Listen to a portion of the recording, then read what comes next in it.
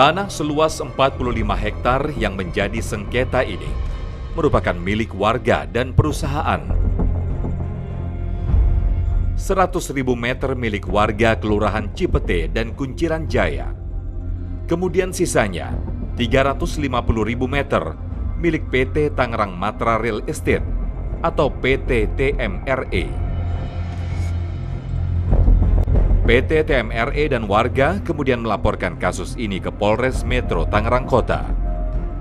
Kami laporkan adanya penggunaan dokumen palsu, memasukkan keterangan palsu sebagaimana yang dimaksud di dalam pasal 266. Nah, itu kita laporkan.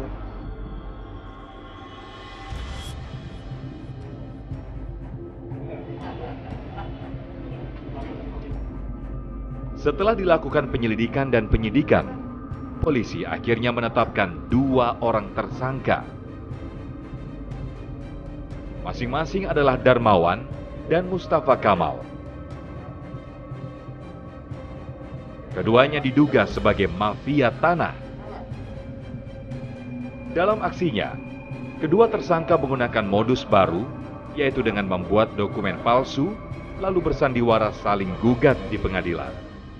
Mereka kan pura-pura, antara D dan C pura-pura gugat menggugat, akhirnya damai dading, akhirnya dikeluarkanlah penetapan, keperdataan. Akhirnya mereka habis itu pihak D mengajukan eksekusi KPN, diterbitkan eksekusi. Pada saat mereka melakukan eksekusi, ada perlawanan dari masyarakat dan PT Tanah Matra. Kepada kami, Kepala Unit Harta Benda Polres Metro Tangerang Kota menjelaskan dokumen palsu yang digunakan oleh tersangka selama di pengadilan. Ini ada 1 bendel.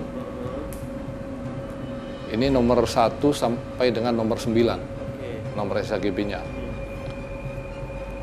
SHGB ini sudah kami lakukan pengecekan. Dan ternyata ini tidak terdaftar. Tidak terdaftar di BPN. BPN. Tidak terdaftar. Setelah itu kemudian dasar penerbitan ini kan ada SK-nya nih. Surat keputusan penerbitan SHGB nomor 1 sampai 9, yaitu SK nomor 67. Jadi ini pengecekan Darmawan atas SK 67 ke Kanwil BPN. Dijawab oleh Kanwil BPN bahwa jawabannya sebenarnya di sini tidak terdaftar, tapi oleh si DM dibuat terdaftar, sehingga beberapa alat bukti yang dipergunakan oleh kedua tersangka ini itu dokumen yang diduga tidak benar. Kami juga berkesempatan untuk mewawancarai para tersangka. Kepada kami, Darmawan mengaku ide gila ini muncul dari seorang pengacara bernama Avandi Natanegara yang kini buron. ide untuk menggugat itu sebenarnya gimana Pak? Dari pengacara. Dari pengacara? Iya. Oh, pengacara yang disiapkan sama investor saya ini. Beberapa bulan kemudian kita mengajukan eksekusi karena pada waktu itu alasannya ini untuk proses pensertifikatan.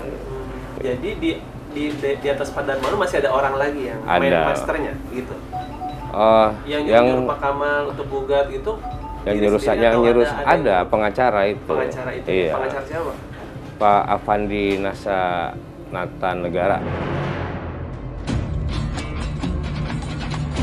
Sementara itu, tersangka Mustafa Kamal mengaku hanya ikut perintah Avandi. Avandi nelpon saya besok tuh datang dari surat pengadilan katanya ya kan, ikuti aja lah katanya ya kan. Nah itu. Kemudian Bapak akhirnya digugat sama Darmawan. Darmawan. Mustafa pun tidak tahu tentang dokumen. Dia hanya diminta ikuti permainan dan dijanjikan tanah seluas 5 hektar dan uang sebesar 100 juta rupiah. SHGB itu Bapak dapat dari mana?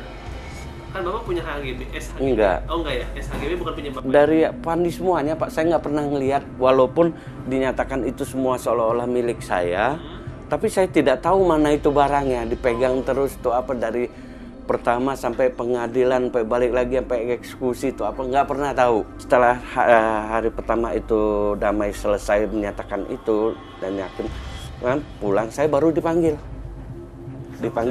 sama Afandi masih di area pengadilan Pak, nah, di warung kopi apa itu.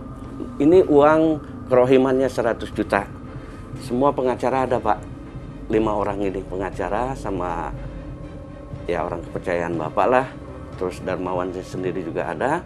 Nah ini uang 100 juta, Pak Kamal tolong bagi. Uang panas lah kata dia, dibagi.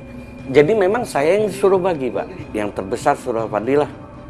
Afandi 25 juta, pengacara yang lain-lain tuh 3 orang itu 10 juta, Darmawan 10 juta. Saya bilang karena Darmawan ini bawa ahli waris, kan ahli warisnya 9 Pak. Mau didatangkan untuk pas keputusan minggu besok, jadi minta ditambah. Jadi Darmawan dikasih 20 juta lah. Ya sisanya baru dikasihkan ke saya. Berapa dapat jadi? Sekitar 20-an Pak. Akibat perbuatannya, kedua tersangka terancam hukuman 7 tahun penjara.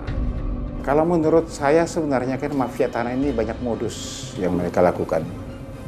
Ada modus dengan cara seperti ini memalsukan, kemudian mereka bekerja sama untuk menggugat, ini salah satu modus.